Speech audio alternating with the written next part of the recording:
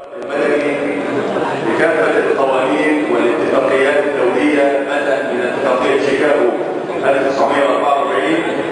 ومرورا بالتعديلات والملاحق التي جرت في عام 1999. وهذا التعديل يؤكد بالفعل على مسايرة التشريعات الدولية، لأن القوانين المحلية هي بالأساس نتاج قوانين دولية يتم تطبيقها على المستوى المحلي. وما أريد أن أقوله وأن أؤكد عليه سيادة الرئيس هو أن هذا التطوير الذي شهدته المطارات المختلفة وكافة أوجه نشاط الطيران في مصر في عهد السيد الفريق أحمد شفيق أحدث نقلة نوعية حقيقية يفخر بها كل مواطن مصري، وهي أيضا تتواكب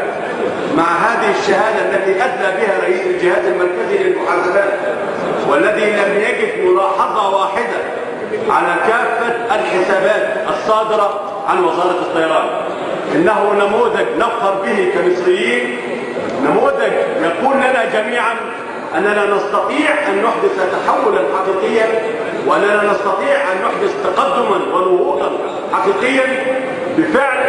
شخصية الوزير وكل المتعاونين معه،